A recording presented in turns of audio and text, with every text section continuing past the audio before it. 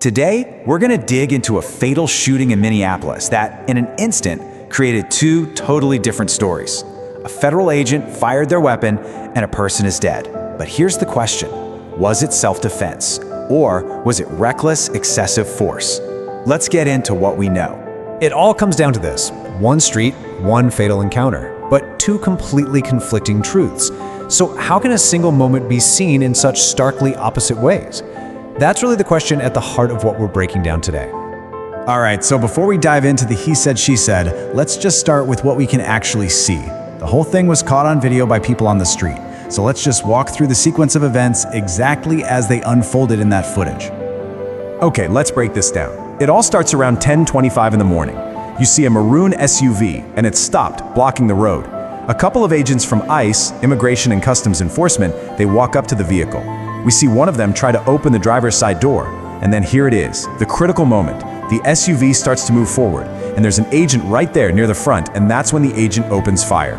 You hear 3 pops, and the vehicle crashes. These are just the cold, hard, observable facts, all caught on camera.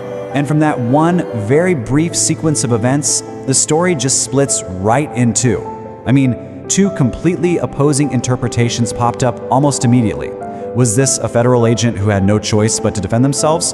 Or was this a tragic, terrible example of reckless, deadly force?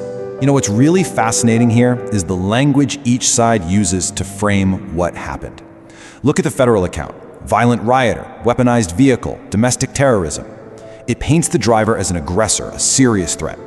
But then you look at the local and witness accounts: caring for neighbors, recklessly using power, point blank. That paints a picture of a community member being confronted and an agent just escalating the situation with deadly force.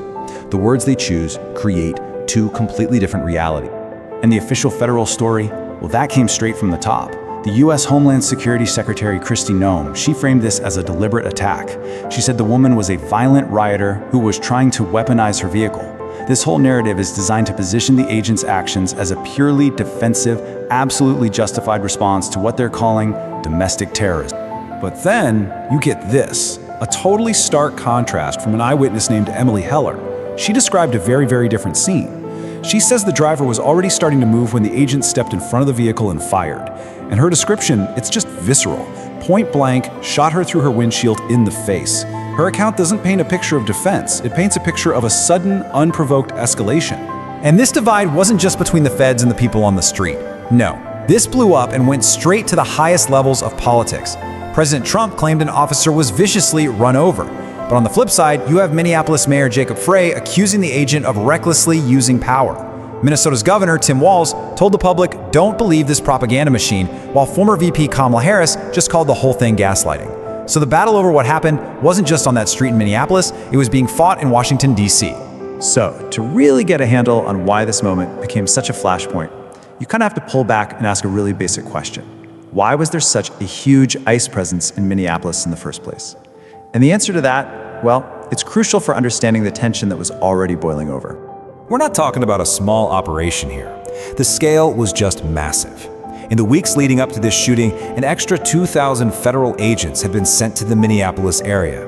That is a huge federal footprint in a major American city, and believe me, their presence was already a major source of tension in the community. Officially, the Trump administration gave a few reasons for sending all these agents. They framed it as a multi-part operation. Part of it was supposedly to look into welfare fraud. Another part was to find specific people who had deportation orders. But it was all under this big umbrella of a widespread crackdown on what the administration was calling unlawful immigration. This wasn't some random raid, it was a planned large-scale campaign. And it turns out that campaign had a pretty specific focus on the city's large Somali community. For a lot of local officials and people living there, past comments from President Trump, like this one, really provided the political backdrop for ICE's intense focus on their city. It just deepened an already thick layer of mistrust toward this massive federal presence. So, with a life lost and an entire city on edge, what happened next? Well, the aftermath was immediate. It kicked off protests, official investigations, and a period of just deep, deep uncertainty.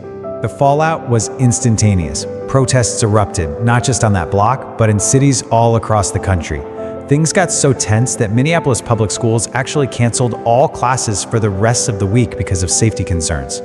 And then the official wheels of justice started to turn. The FBI launched its own investigation into the shooting, and at the same time, state officials promised their own full, fair, and fast investigation.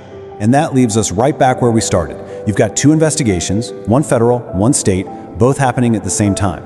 And you have two stories that just can't both be true, dominating the conversation. One side sees a necessary defense against a violent threat, the other sees a reckless abuse of power against a member of the community. So the ultimate question really is, which version of that fatal moment on Portland Avenue will the evidence and ultimately justice support?